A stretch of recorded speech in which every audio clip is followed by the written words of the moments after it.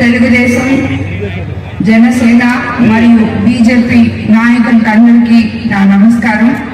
అదేవిధంగా ఇక్కడికి విచ్చేసిన తెలుగుదేశం, జనసేన, బీజేపీ కార్యకర్తలకి నా నమస్కారం. నన్ను ఈ ఉమ్మడి కోవూరు అభ్యర్థిగా నారా చంద్రబాబు నాయుడు గారు నాకు ఇచ్చిన ఈ అవకాశాన్ని ధన్యవాదాలు తెలుపుకుంటున్నాను. నేను మీ ముందుకు నన్ను ఆశీర్వదించమని చెప్పి కోవూరు ప్రజల ముందుకు మీ ఆడపడుచుగా మీ ముందుకు వస్తున్నాను. నేను మీ ఆడపడుచుగా మీ ముందుకు వచ్చేటప్పుడు నా పరిచయం మీకు అవసరమని నేనెవరో చెప్పాలనుకుంటున్నాను. నేను యాక్చువల్గా మా తల్లిదండ్రులది చిత్తూరు జిల్లా. నా చదువు అంతా తిరుపతిలో జరిగింది. అక్కడి నుంచి నేను నెల్లూరు జిల్లాలోని నల్లపరెడ్డి శ్రీనివాసరెడ్డి గారి చెల్లెలు ఏ ఇంటికైతే కోడలుగా వెళ్ళారో అదే ఇంటికి నేను కోడలుగా వెళ్ళడం జరిగింది. అంటే నేను సోమిరెడ్డి చంద్రమోహన్ రెడ్డి తమ్ముడు హర్షవర్ధన్ రెడ్డిని వివాహం ఆడడం జరిగింది. అనివార్య కారణాల వల్ల ఆయన మరణించడం జరిగింది.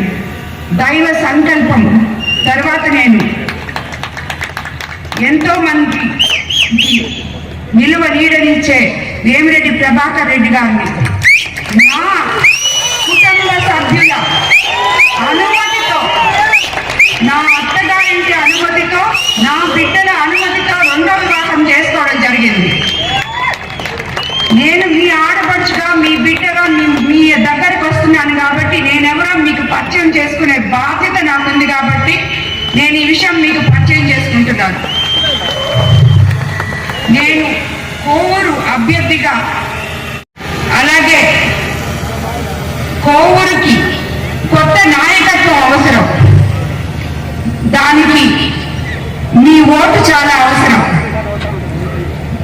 మీ నమ్మకంతో నాకు ఓటేయండి.